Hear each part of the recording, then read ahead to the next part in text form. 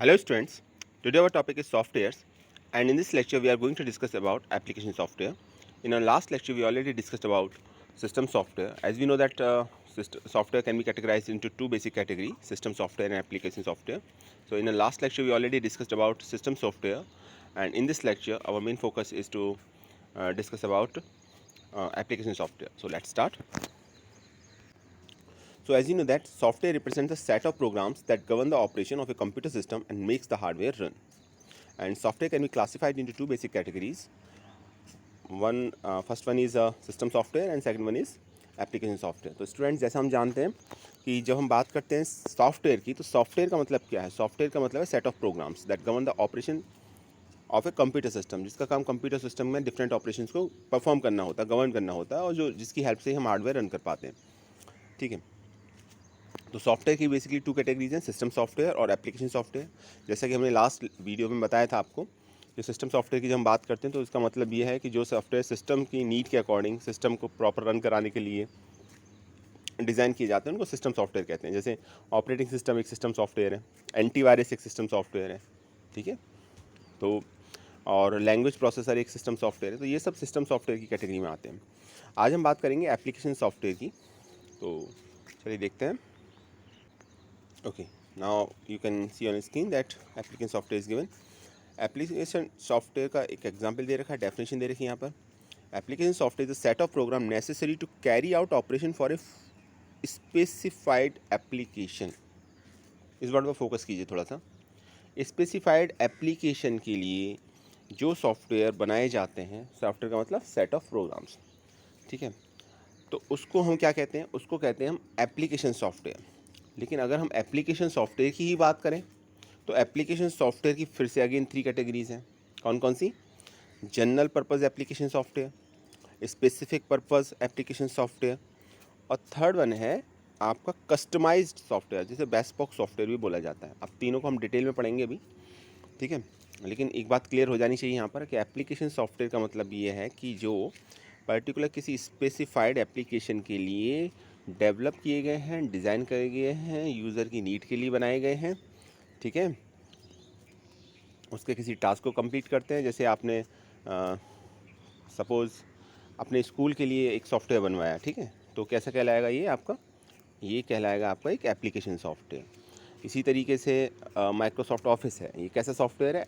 ये सॉफ्टवेयर है आपका एक एप्लीकेशन सॉफ्टवेयर. क्यों है एप्लीकेशन सॉफ्टवेयर? एप्लीकेशन सॉफ्टवेयर इसीलिए है क्योंकि ये ऑफिस से रिलेटेड जितने भी टास्क होते हैं उनको परफॉर्म करने के लिए बनाया जाता है. जैसे आपको कोई लेटर टाइप करना है, स्प्रेडशीट बनानी है, प्रेजेंटेशन बनानी है, डेटाबेस बनाना है, तो ये यूज़र की रिक्वायरमेंट के अकॉर्डिंग है. ठीक है. तो कुछ तो चलिए, और तो ये सब एप्लीकेशन सॉफ्टवेयर है. इसकी कैटेगरी अभी हम डिटेल में डिस्कस करेंगे अभी. लेकिन यहाँ पर थ्री ब्रॉड कैटेगरीज हैं. पहला है general purpose application software, second है स्पेसिफिक पर्पज़ एप्लीकेशन सॉफ्टवेयर, और थर्ड है कस्टमाइज्ड सॉफ्टवेयर, जिसे बेस्पोक सॉफ्टवेयर भी बोलते हैं. तो आज हम ये पढ़ेंगे सभी एप्लीकेशन सॉफ्टवेयर के डिफरेंट टाइप्स, इनके एग्जाम्पल. ठीक है. और साथ साथ देखेंगे फर्मवेयर का कॉन्सेप्ट भी. तो चलिए फर्स्ट वन से स्टार्ट करते हैं.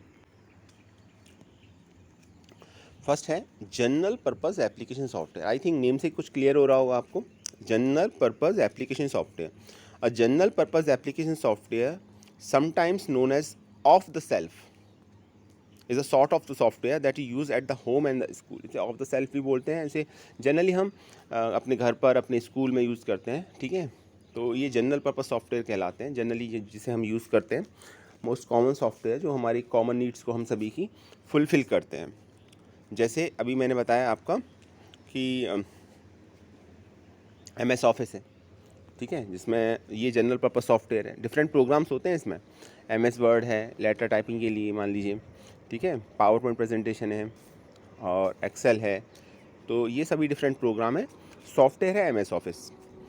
तो लिखा गया है जैसे general purpose application software is a type of application that can be used for a variety of task. It is not limited to one particular function.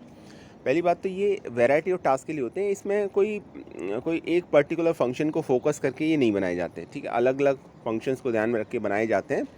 ये जनरल पर्पज़ कहलाते हैं, जो हमारी जनरली जिसे हम यूज़ करते हैं घर पर, स्कूल में. तो ये जनरल पर्पज़ सॉफ्टवेयर कहलाते हैं. जैसे वर्ड प्रोसेसिंग सॉफ्टवेयर, जितने वर्ड प्रोसेसिंग सॉफ्टवेयर हैं वो सब जनरल पर्पस सॉफ्टवेयर की कैटेगरी में आएंगे, जैसे माइक्रोसॉफ्ट वर्ड है, ठीक है, स्प्रेडशीट है, डेटाबेस मैनेजमेंट सिस्टम है, जितने भी DBMS हैं वो सब जनरल पर्पस की कैटेगरी में आएंगे जनरली, और ग्राफिक्स है, मल्टीमीडिया है, प्रेजेंटेशन एप्लीकेशन सॉफ्टवेयर है, ठीक है। तो ये जितने भी प्रेजेंटेशन सॉफ्टवेयर्स हैं, मल्टीमीडिया से रिलेटेड सॉफ्टवेयर हैं और ग्राफिक्स से रिलेटेड सॉफ्टवेयर हैं, जिसको हम जनरली यूज़ करते हैं अपनी डेली लाइफ में, घर पर, अपने स्कूल में, ठीक है। ये किसी पर्टिकुलर एप्लीकेशन को फोकस करके नहीं बनाए जाते, बल्कि ये बहुत कॉमन कैटेगरी, ये बहुत हम कह सकते हैं कि वैरायटी ऑफ टास्क परफॉर्म करते हैं, और ये किसी एक फंक्शन को ध्यान में रख के नहीं बनाए थे, ये लिमिटेड नहीं होते हैं ये। तो अलग अलग जो जनरली हमारी लाइफ में ज़रूरत पड़ती है सॉफ्टवेयर्स की, ठीक है, हम सभी की, उनको फोकस करके सॉफ्टवेयर बनाए जाते हैं अलग अलग फील्ड में। जैसे वर्ड प्रोसेसिंग सॉफ्टवेयर्स हो गए, जितने भी वर्ड प्रोसेसिंग सॉफ्टवेयर हैं वो सभी आपके जनरल पर्पस सॉफ्टवेयर की कैटेगरी में आते हैं।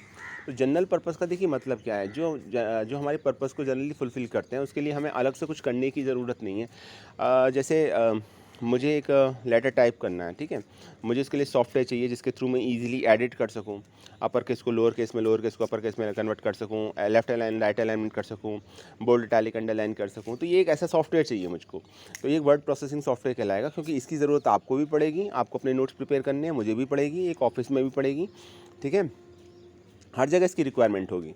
तो ये एक जनरल पर्पस सॉफ्टवेयर की कैटेगरी में आएगा। आई थिंक क्लियर हो गया होगा आपको। आगे चलते हैं।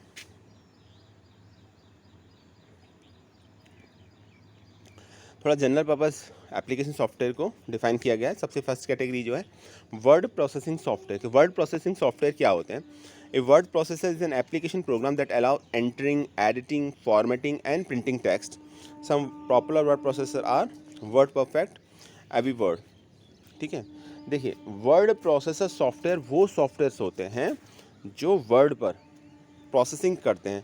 आप कुछ टाइप कर रहे हो, आप क्या चाहते हो उसमें, एक ऐसा सॉफ्टवेयर है जो आपकी हेल्प करे डेटा को एंटर करने में, डेटा को एडिट करने में, डेटा को ईजिली फॉर्मेट करने में और डेटा को प्रिंट करने में, ठीक है। तो आप आसानी से टाइप कर सकें उसमें, आपको एडिट कर सकें ज़रूरत पड़ने पर कुछ भी उसके अंदर। ऐसा नहीं एक बार लिख दिया तो फिर दैट्स फाइनल। जैसे हम कॉपी पर लिखते हैं अपनी, ठीक है, आपको कट करना पड़ता है, वो स्पेस फिर आप दोबारा यूटिलाइज नहीं कर सकते। तो सॉफ्टवेयर में ऐसा नहीं होता, आप क्लियर करके वर्ड को दूसरा वर्ड लिख सकते हैं, और किसी वर्ड को रिप्लेस करना चाहें रिप्लेस भी कर सकते हैं, ठीक है। तो इसको एडिटिंग बोलेंगे, कि किसी तरीके की एडिटिंग कर सकते हैं। फॉन्ट साइज चेंज कर सकते हैं, स्मॉल में है तो कैपिटल में लिख सकते हैं, कैपिटल लेटर्स में तो स्मॉल में लिख सकते हैं। तो ये सभी आपकी एडिटिंग टास्क में आ जाएगा। फॉर्मेटिंग कर सकते हैं, बोल्ड इटैलिक अंडरलाइन कर सकते हैं, ये सब कर सकते हैं हम इसमें। कलर चेंज कर सकते हैं इसका, लेफ़्ट अलाइनमेंट राइट अलाइनमेंट कर सकते हैं, ठीक है, साइज़ चेंज कर सकते हैं इवन, और उसको ईजिली प्रिंट भी कर सकते हैं।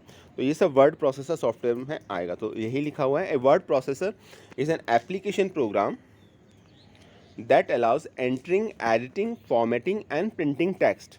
तो वर्ड प्रोसेसर वो एप्लीकेशन प्रोग्राम होता है जो अलाउ करता है डेटा को एंटर करने में, एडिट करने में, फॉर्मेट करने में और प्रिंट करने में। Some word popular word processor are word perfect, AbiWord, free, etcetera. तो ये दो वर्ड प्रोसेसर हैं जो पॉपुलर हैं, ठीक है। चलिए अब आगे देखते हैं सेकंड कैटेगरी, स्प्रेडशीट। अब स्प्रेडशीट, इलेक्ट्रॉनिक स्प्रेडशीट क्या होती है? Electronic spreadsheet is a program that accept data in a tabular form and allow users to manipulate, calculate और analyse data in a desired manner. Okay, Excel आप सभी ने काम किया होगा एक्सेल में, तो एक्सेल एक स्प्रेडशीट का ही एग्जाम्पल है, और भी एग्जाम्पल हैं इसमें। तो देखिए, इलेक्ट्रॉनिक स्प्रेडशीट की जब हम बात करते हैं तो फर्स्ट ऑफ ऑल ये एक एप्लीकेशन प्रोग्राम है, ठीक है। देखिए, प्रोग्राम और सॉफ्टवेयर में यहाँ पर बस ये डिफरेंस है कि सेट ऑफ प्रोग्राम्स को सॉफ्टवेयर बोला जाता है यहाँ पर। तो एक्सेल अलग से नहीं आएगा, एक्सेल आपका MS ऑफिस का पार्ट है। तो अगर आपने इंस्टॉल कर रखा है तो आप उसमें एक्सेल को ओपन कर सकते हैं। तो इसमें क्या होता है, डेटा टेबुलर फॉर्म में होता है, रोज़ एंड कॉलम्स की फॉर्म में होता है। रोज़ एंड कॉलम से एंटर सेट करते हैं, वो एक एरिया का सेल कहलाएगा आपका। तो सेल की फॉर्म में हम डेटा स्टोर करते हैं। कैसे डेटा स्टोर करेंगे? जैसे आपके स्कूल का डेटा है, आपकी क्लास का डेटा है, रोल नंबर है, नेम है, ठीक है, और कॉन्टैक्ट इन्फॉर्मेशन है। तो इस तरीके से आपका पीटीएम रजिस्टर बनता हो तो उसमें इन्फॉर्मेशन रहती है आपकी, आपकी नेम, आपकी साइन, आपके father's name, contact number, email ID, ठीक है, पीटीएम अटेंड की है नहीं की, व्हाटएवर रेस्पॉन्स क्या है। तो इसके लिए एक आप देखते होगे एक टेबलर शीट बनती है। तो ये तो हम मैनुअली बनाते हैं, लेकिन इलेक्ट्रॉनिक स्प्रेडशीट में क्या होता है कि ये आपका सॉफ्टवेयर की हेल्प से प्रिपेयर की जाती है और होते रोज़ एंड कॉलम्स हैं जो इंटरसेक्ट करते हैं। इसका एडवांटेज क्या होता है? इसको एडवांटेज ये होता है कि हम उसे ईजिली मैनिपुलेट कर सकते हैं, कैलकुलेट कर सकते हैं, कोई कैलकुलेशन निकाल सकते हैं। जैसे मुझे अगर ये निकालना है, मान लीजिए टोटल नंबर ऑफ़ स्टूडेंट्स कितने हैं, ठीक है, या मेरे पास आपका डेटा है पूरी क्लास का और मैं निकालना चाहता हूँ कि हाईएस्ट मार्क्स कितने हैं या किस सब्जेक्ट में हैं, या पर्टिकुलर एक स्टूडेंट की बात करें तो उसका टोटल सम कितना है, ठीक है। तो ये डेटा को ईजिली मैनिपुलेट, कैलकुलेट और एनालाइज़ कर सकते हैं। डेटा को ईजिली एनालाइज़ कर सकते हैं। हमें मान लीजिए हम चार्ट की फॉर्म में देखना चाहते हैं, डेटा का विजुअल रिप्रेजेंटेशन देखना चाहते हैं, तो वो भी पॉसिबल है इसमें। तो ईजिली एनालाइज़ कर सकते हैं, देख सकते हैं, समझ सकते हैं डेटा को। ये ऐसा नहीं है कि इसके लिए आपको मैनुअली डेटा को रीड करना होगा, समझना होगा, नहीं, आपको उसमें फार्मूलाज होते हैं, आप उनको यूज़ करके ईजिली इम्प्लीमेंट करके आसानी से एनालाइज़ कर सकते हैं, ठीक है। डेटा को शॉर्ट कर सकते हैं, असेंडिंग या डिसेंडिंग ऑर्डर में मैनेज कर सकते हैं। तो डेटा को मैनिपुलेट करना, कैलकुलेट करना, एनालाइज करना डिज़ायर्ड मैनर में आपका ये इलेक्ट्रॉनिक स्प्रेडशीट का वर्क होता है। So what is electronic spreadsheet? And electronic spreadsheet is a program that accept data in a tabular form and allows users to manipulate, calculate and analyse data in a desired manner. तो कुछ popular spreadsheet packages दे रखे हैं, जैसे lotus 1 to 3 है, ठीक, Excel, open office, Quattro pro और Google docs. तो Google docs online है, तो मेरा ये कहना है कि आप थोड़ा इस पर प्रैक्टिस कीजिएगा गूगल डॉक्स पर, ठीक है। इसको देखिएगा। एक्सेल तो आप सभी जानते हैं, आपने सभी ने वर्क किया, ओपन ऑफिस को भी पर भी आप सभी ने वर्क किया ही है। ओके, नेक्स्ट प्रेजेंटेशन सॉफ्टवेयर की बात करते हैं। So the software that can create professional looking visual ads is called the presentation graphics software. Presentation graphics software provide predefined background and sample layouts to assist in the creation of the computer driven slide shown, which is a combination with a data projector. देखिए, presentation software वो softwares होते हैं जिसके through हम अपनी बात को एक लार्ज नंबर ऑफ ऑडियंस को प्रेजेंट कर सकते हैं, समझा सकते हैं, बता सकते हैं। उसके लिए पहली बात तो आपके पास प्रोजेक्टर होना चाहिए, ठीक है। प्रोजेक्टर होगा तो एक बड़ी स्क्रीन पर वो पॉइंट्स जो आप दिखाना चाहते हैं वो दिखा सकते हैं आसानी के साथ। और दूसरी बात यह है कि प्रेजेंटेशन सॉफ्टवेयर में पहले से लेआउट्स होते हैं अलग अलग तरीके के, और इसमें स्लाइड्स की फॉर्म में डेटा रिप्रेजेंट किया जाता है, और इसमें डिफरेंट टाइप्स की डिज़ाइन होती हैं। आप इसमें बैकग्राउंड कलर होते हैं डिफरेंट टाइप्स के, चेंज भी कर सकते हैं, डिफरेंट स्टाइल्स दे रखी होती हैं। और इसमें जो डेटा दिया जाता है पॉइंट्स वाइज दिया जाता है, इमेज की फॉर्म में, ग्राफ की फॉर्म में, और टेक्स्ट भी होगा तो पॉइंट्स की फॉर्म में आप दे सकते हैं। क्योंकि देखिए, जब आप अपनी बात को रिप्रेजेंट कर रहे हैं, कुछ बता रहे हैं, तो इसमें ये नहीं है कि आप एक कंप्लीट एक पैराग्राफ होगा जैसे बुक में दे रखा होता है उसको रीड करेंगे, वहाँ पर नहीं। वहाँ पर आपके अपनी पॉइंट को बहुत कम पॉइंट्स वाइज बहुत ब्रीफली आपको समझाना पड़ेगा वहाँ पर। तो प्रेजेंटेशन का मतलब ही ये है, यहाँ पर जब आप प्रिपेयर करेंगे तो आप टू द पॉइंट अपनी बात रखेंगे, मेन पॉइंट्स लिखे हुए होंगे, कुछ ग्राफ्स, कुछ पिक्चर्स, कुछ वीडियोस, हो सकता है क्लिप्स हों जो लिंक दे रखा हो, वो सब दे रखा होगा उसके थ्रू। और इसके लिए जो प्रेजेंटेशन सॉफ्टवेयर होगा उसमें ये फैसिलिटी प्रोवाइड होगी कि आप डिफरेंट लेआउट्स, डिफरेंट टाइप्स की डिज़ाइन, ये सब दे रखा होगा। साथ साथ आप लिंक भी कर सकते हैं एक स्लाइड को दूसरी स्लाइड से, ठीक है, ये सब दे रखा होता है। तो इसके थ्रू आप प्रेजेंट कर सकते हैं, अपनी बात को रख सकते हैं, एक्सप्लेन कर सकते हैं। आपके पास पॉइंट्स लिखे हुए होंगे तो आप एक्सप्लेन कर सकते हैं, और जो ऑडियंस है उन पॉइंट्स को पढ़ेगी, समझेगी, और आप उसको एक्सप्लेन करेंगे, ठीक है। तो इसके लिए प्रेजेंटेशन सॉफ्टवेयर होते हैं। तो ये प्रोफेशनल लुकिंग विजुअल एड्स होते हैं। तो अगर डेफिनेशन की बात करें तो क्या लिखा हुआ है? प्रोफेशनल लुकिंग विजुअल एड्स, इसको ही प्रेजेंटेशन ग्राफिक्स सॉफ्टवेयर बोला जाता है, ठीक है। आपने पावर पॉइंट में प्रेजेंटेशन प्रिपेयर की होगी, आपके सिलेबस में भी है ऑफिस टूल्स, तो इसको भी याद रखिएगा आप। ओके, आपने पढ़ा होगा ऑफिस टूल्स के बारे में क्लास 9th में, ठीक है। तो so presentation graphics software provides predefined background and sample layout to assist in the creation of the computer driven slides, which is the combination with a data projector. तो data project की help से हम data को show करते हैं.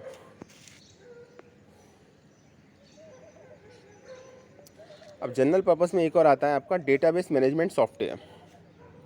Database management software word है DBMS, database management software, DBMS, database management software. तो देखिए पहले एक एक वर्ड पे फोकस करते हैं.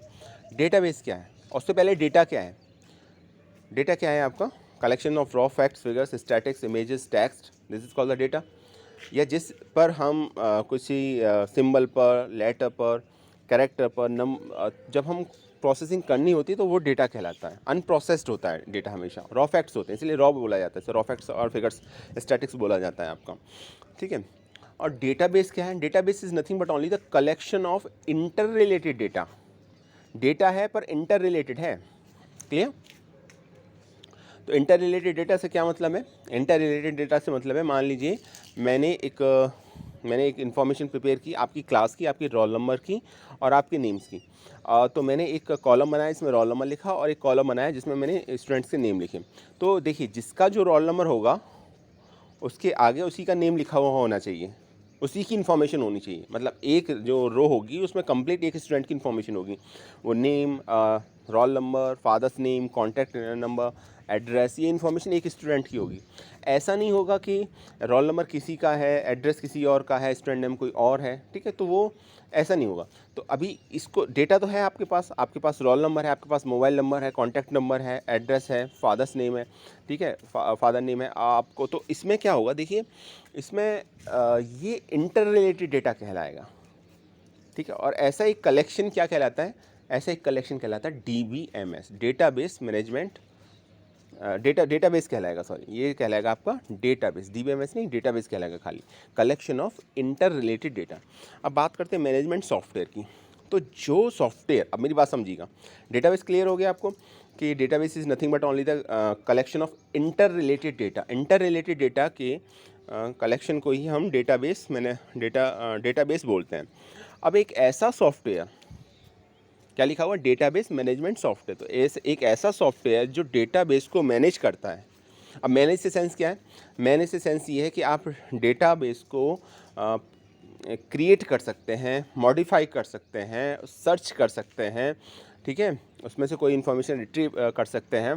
तो ये आपका एक ऐसा सॉफ्टवेयर ही आपका डेटाबेस मैनेजमेंट सॉफ्टवेयर कहलाता है. यानी एक ऐसा सॉफ्टवेयर जो डेटाबेस को मैनेज करता है, क्रिएट कर सकता है, एडिट कर सकता है, मॉडिफाई कर सकते हैं, कुछ भी सर्च कर सकते हैं डेटा को आसानी से, और एक पर्टिकुलर टाइप के डेटा को, या हम कह सकते हैं एक डेटाबेस के सेक्शन को हम ईज़िली फाइंड आउट कर सकते हैं, देख सकते हैं अपने अकॉर्डिंग, अपनी नीड के अकॉर्डिंग. तो ये डेटाबेस मैनेजमेंट सॉफ्टवेयर कहलाता है. So a software that manage the database. Database means collection of inter related data is called the database management software. So database refers to the collection of the logically related data. देखिए वही लिखा हुआ है, logically related data, जो logically आपस में relate करता है, ऐसे कलेक्शन को ही डेटाबेस बोला जाता है. And DBMS is a computer program. और दूसरी डेफिनेशन दे रखी है, सेकंड वन देखिए, DBMS is a computer program और a collection of a computer program that provides necessary tools to create and manipulate the data in the database. तो database एक computer program है, और हम कह सकते हैं कलेक्शन ऑफ कंप्यूटर प्रोग्राम्स हैं जो प्रोवाइड करते हैं नेसेसरी टूल क्रिएट और मैनिपुलेट करने के लिए डेटा को डेटाबेसेस में. ठीक है. तो इसके थ्रू हम डेटा को ना सिर्फ क्रिएट कर सकते हैं, डेटा को मैनिपुलेट कर सकते हैं, चेंज कर सकते हैं, अपनी इन्फॉर्मेशन देख सकते हैं उसके अंदर से, और ये सब काम हम डेटाबेस के अंदर कर सकते हैं. तो पॉपुलर DBMS पैकेजेस कौन कौन से हैं, OpenOffice.org बेस, MS एक्सेस पर काम किया ही होगा आपने, Oracle, MySQL. आप अगर MySQL आपके सिलेबस में है ही, आप जानते होंगे. ठीक है. तो ये सब आपके DBMS हैं. तो ये तो हो गया आपका जनरल पर्पस. जनरल पर्पस हमने रीड कर लिया, अभी समझ लिया अच्छी तरीके से. अब बात करते हैं स्पेसिफिक पर्पस. जैसे नेम ही बता रहा है, स्पेसिफिक पर्पस एप्लीकेशन सॉफ्टवेयर. तो इसका पर्पस ही स्पेसिफिक पर्पस के लिए यूज़ किया जाता है. जैसे specialist application packages are generally not available in shops and they often have to be purchase directly from the manufacturer और a specialist firm. These applications are designed to be used for specific tasks such as company payroll, stock control system, appointment systems, e-commerce sites, etc. And the application have not written for a specific company. They have been developed by a manufacturer to try to provide all the features that they anticipate in a company needs. ठीक है, अब देखिए इसमें दो तीन बातें बहुत important. Specific purpose application software, तो ये एप्लीकेशन सॉफ्टवेयर होते हैं जिनका एक स्पेसिफिक पर्पस होता है, उस पर्पस को फुलफ़िल करते हैं। ये पर्टिकुलर किसी एक कंपनी, किसी एक पर्सन की नीड को फोकस करके नहीं बनाए जाते हैं। ये किसी एक पर्पस को ध्यान में रख के बनाए जाते हैं, जिसे जनरली हम और आप यूज़ नहीं करते। जैसे कंपनी पेरोल सिस्टम है, तो जितनी पेरोल कंपनी है उसमें ये सिस्टम की रिक्वायरमेंट पड़ेगी। या स्टॉक कंट्रोल सिस्टम है, जितनी भी कंपनीज़ होती हैं स्टॉक कंट्रोल के लिए भी सॉफ्टवेयर की उनको रिक्वायरमेंट होती है, तो वो भी ठीक है। ई कॉमर्स साइट्स हैं, डिफरेंट ई कॉमर्स साइट्स हैं, तो उन सभी के लिए हमने एक स्पेसिफिक पर्पस, जितनी भी ई कॉमर्स कंपनी है वो उस सिस्टम को, सॉफ्टवेयर को यूज़ कर सकते हैं। तो ये कंपनी ओरिएंटेड या पर्सन ओरिएंटेड नहीं होते, ये आपका पर्पस ओरिएंटेड होते हैं। और जो पर्पस भी होता है बड़ा स्पेसिफिक होता है, जनरल पर्पस नहीं होता जो हम और आप डेली लाइफ में यूज़ करते हैं, वो चीज़ नहीं होती इसके अंदर। ये पर्पस स्पेसिफिक पर्पस होता है जिसको फोकस करके इस टाइप के सॉफ्टवेयर बनाए जाते हैं। So specialist application packages are generally not available. ये जनरली अवेलेबल होते नहीं हैं, मिलेंगे भी नहीं आपको, जनरली मिलेंगे नहीं, क्योंकि ये स्पेसिफिक पर्पस होते हैं। ठीक है, in shops and they often have to be purchase directly from the manufacturer और ए स्पेशलिस्ट फर्म। तो इसको डायरेक्ट आप मैन्युफैक्चरर से परचेज करते हैं या फिर हम किसी फर्म से इसको परचेज किया जाता है डायरेक्टली। आमतौर से ये नहीं मिलते आपको। सेकेंड पॉइंट है, these applications are designed to be used for specific tasks such as company payroll, stock control system, appointment system and e-commerce site। तो ये जो डिफरेंट टास्क दे रखे हैं इस पर, ये इन पर्पस के लिए इस तरीके के सॉफ्टवेयर डिज़ाइन किए जाते हैं। कंपनी पेरोल के लिए, स्टॉक कंट्रोल सिस्टम के लिए, अपॉइंटमेंट सिस्टम्स के लिए, ई-कॉमर्स साइट्स के लिए। अब जो इम्पॉर्टेंट बात है वो क्या है, the application have not been written for a specific company. किसी कंपनी को फोकस करके नहीं बनाए जाते हैं, ठीक है। ये पर्पस को फोकस करके बनाए जाते हैं, पीपल ओरिएंटेड नहीं होते, ये पर्पस ओरिएंटेड होते हैं। एक पर्टिकुलर एक पर्पस है, उस पर्पस को ध्यान रखते देखिए। अब जैसे कोई एक कंपनी है, एक मान लीजिए स्कूल मैनेजमेंट सिस्टम का एक प्रोग्राम बनाया है, ठीक है। तो उस स्कूल में जितनी भी एक्टिविटीज़ होती हैं, फीस कलेक्ट होती है और दूसरे डिफरेंट टास्क होते हैं मान लीजिए, ठीक है। या फिर लाइब्रेरी मैनेजमेंट है, तो लाइब्रेरी मैनेजमेंट का एक सॉफ्टवेयर बनाया गया है, मान लीजिए किसी कंपनी ने बनाया है। तो अभी उसमें जितने भी लाइब्रेरी में टास्क होते हैं, बुक कब इशू हुई, डेट ऑफ इशू क्या है आपकी, रिटर्न कब हुई, कि नंबर ऑफ बुक्स क्या है, उनको कैसे मैनेज किया है, कैटेगराइज कैसे किया है, ठीक है, ये सब इन्फॉर्मेशन, तो ये स्पेसिफिक पर्पस कहलाएगा। अब वो किसी एक स्कूल APS वाराणसी को फोकस करके या किसी और स्कूल को फोकस करके नहीं बनाया गया, बल्कि एक पर्पस को फोकस करके बनाया गया है। और जनरली अवेलेबल नहीं होते, किसी को इंटरेस्ट है तो वो डायरेक्ट फर्म से या मैन्युफैक्चरर से डायरेक्ट परचेस कर सकता है उसको। So they have been developed by manufacturer to try to provide all the features that they anticipate a company need। तो किसी कंपनी की जो उम्मीदें होती हैं, एंटिसिपेशन होती है कि इस सॉफ्टवेयर को हम परचेस करेंगे तो ये हमारा टास्क कंप्लीट हो जाएगा, ये इसको हम फुलफिल कर लेंगे, तो उसको फोकस करके ये बनाया जाता है, ठीक है। तो ये पर्सन या ऑर्गेनाइजेशन को फोकस करके नहीं बनाए जाते, बल्कि एक पर्पस को फोकस करके बनाए जाते हैं। वो पर्पस भी एक स्पेसिफिक पर्पस होगा। जैसे कंपनी पेरोल है, स्टॉक कंट्रोल सिस्टम है, अपॉइंटमेंट सिस्टम है, ई-कॉमर्स साइट्स हैं, तो इसके लिए।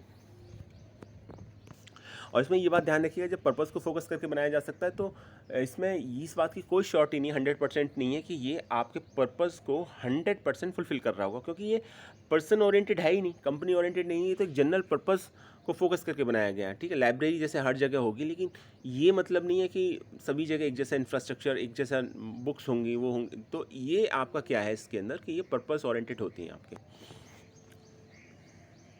जैसे अब अकाउंटिंग मैनेजमेंट सॉफ्टवेयर की बात करें, जो स्पेसिफिक पर्पस में आते हैं जनरली, तो अकाउंटिंग मैनेजमेंट सॉफ्टवेयर में क्या होंगे, जो general ledger, account payable, account receivable, fix assets, budgeting, project accounting, spend management. अब कोई भी कंपनी है तो उसमें तो एक टास्क होगा ही होगा, तो ठीक है। तो कंपनी को ना फोकस करके ऐसा एक सॉफ्टवेयर जो अकाउंट से रिलेटेड सभी तरह की प्रॉब्लम हैंडल करता हो, तो वो आपका स्पेसिफिक पर्पस एप्लीकेशन सॉफ्टवेयर की कैटेगरी में कंसिडर किया जाएगा। इसी तरीके से रिजर्वेशन सिस्टम, ठीक है। अब चाहे वो रेलवे की टिकट रिज़र्व करनी हो, एयरवेज हो, आपका मूवी का हो, इवेंट का हो, तो इनके लिए सिस्टम ऑलमोस्ट सेम ही होता है। तो उस प्रोसेस को ध्यान में रख के अगर कोई सॉफ्टवेयर बनाया जा रहा है तो वो भी एक स्पेसिफिक पर्पस सॉफ्टवेयर कहलाएगा।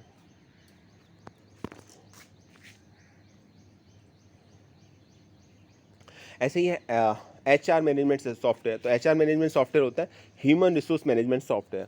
किसी भी कंपनी में अगर कंपनी है तो वहाँ डिफरेंट पर्सन भी काम कर रहे होंगे, जिसे हम ह्यूमन रिसोर्स बोलते हैं। उनकी सैलरी होगी, ठीक है, उनका TADA होगा, ये सब होगा, उनका रिक्रूटमेंट होगा, ट्रेनिंग होगा, उनका रिटायरमेंट होगा तो पेंशन होगी। तो ये सब जो होगा इसको एक सॉफ्टवेयर के थ्रू मैनेज करने के लिए आपका जो सॉफ्टवेयर प्रिपेयर किया जाएगा उसे HR मैनेजमेंट बोलेंगे, ह्यूमन रिसोर्स मैनेजमेंट।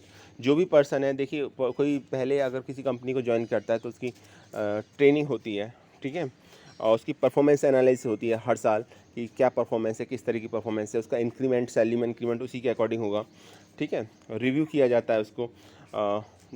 तो इस तरीके से, और उसका तो इसमें जितने भी ह्यूमन रिसोर्स से रिलेटेड टास्क हैं वो सभी परफॉर्म किए जाते हैं। तो ये आपके कहलाता है HR मैनेजमेंट सॉफ्टवेयर, क्योंकि ये तो हर जगह होता है आपका। तो सेकंड है आपका inventory control system. Inventory management software helps create invoices, purchase order, printing, payment, receipt and more. Inventory control में क्या आएगा कि ये डिफरेंट इनवॉइसेस, परचेज ऑर्डर क्या क्या हैं, ठीक है, पेमेंट, रिसिप्ट, ये सब, इन सब को मैनेज करने के लिए आपका जो सिस्टम बनाया जाता है उसे इन्वेंट्री कंट्रोल सिस्टम बोला जाता है। तो ये हो गया स्पेसिफिक पर्पस। अब बात करते हैं कस्टमाइज और बेस्पोक सॉफ्टवेयर की। तो इसको टेलर मेड सॉफ्टवेयर बोला जाता है। इसे टेलर मेड इसलिए बोला जाता है क्योंकि ये आपका जो सॉफ्टवेयर होता है ना, ये एक यूज़र को फोकस करके बनाया जाता है। स्पेसिफिक पर्पस में क्या था, वो एक पर्पस को फोकस करके बनाया गया था। कस्टमाइज बेस्पोक सॉफ्टवेयर यूज़र की रिक्वायरमेंट, एग्जैक्ट जो उसकी रिक्वायरमेंट है वो फुलफिल करेगा, ठीक है। तो इसको कस्टमाइज या बेस्पोक सॉफ्टवेयर भी बोला जाता है।